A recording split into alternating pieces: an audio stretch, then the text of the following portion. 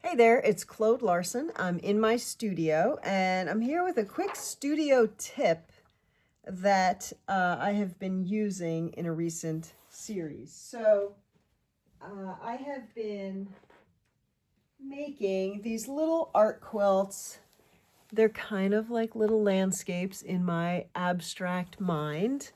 And you know, they're fun to make, and it's basically, two pieces, but then I have my interest area, my area that I really want you to focus on here.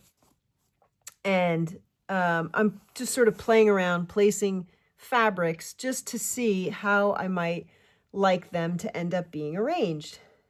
But when it comes to the quilting, sometimes I want to quilt the background and then lay the pieces on. So what I have been using is a transparency. Now, this is going to be a little hard to see on video. Maybe if I get a little flecks of light flashed on there. But, I used to be a school teacher. And when I retired, I emptied out the closets and storage of all the things that were left behind. And there were boxes and boxes of these transparencies. And anybody of a certain age will remember where they had this overhead projector and they'd put this transparency on and the teacher would write on it and it would, show up on the, up on the wall or up on the board or up on the screen, wherever they projected it to.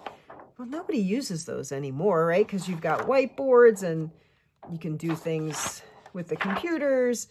And so nobody wanted these box of transparencies. Lo and behold, I was not going to throw them away. I thought these might have an art application.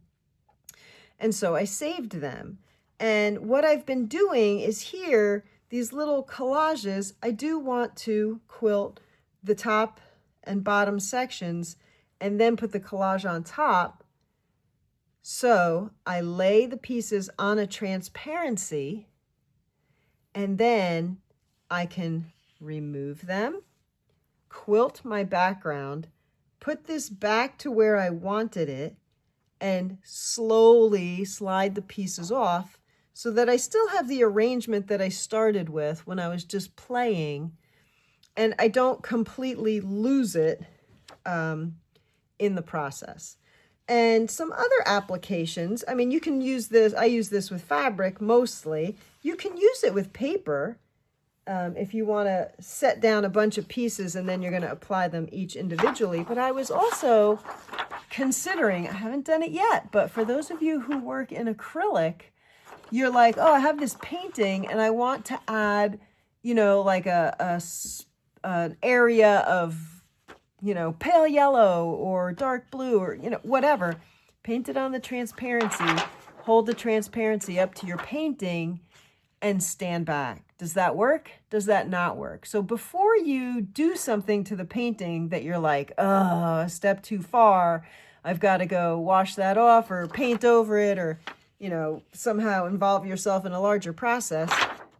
These, I'm sure you can still buy them somewhere in office supply stores. You could probably get them on places like Marketplace and like places where people are trying to get rid of things.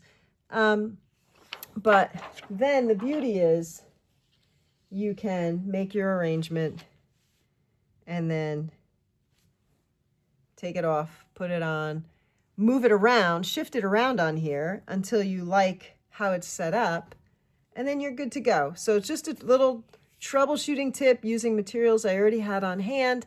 Hope this helps you. Maybe it helps you think of a different process. I don't know if if there's another clear material, even if it were a stiff plastic sheet, or, they have those like acetate, I think it's acetate, that they put in frames if they don't have glass, but anything clear that then you can remove it, do what you need to do, or you can paint on it, hold it up to a painting and see if it would help you. That's it from me. I'm getting back to the studio because I'm going to be quilting this baby in just a minute. All right. Have a great day, and I'll see you soon. Bye.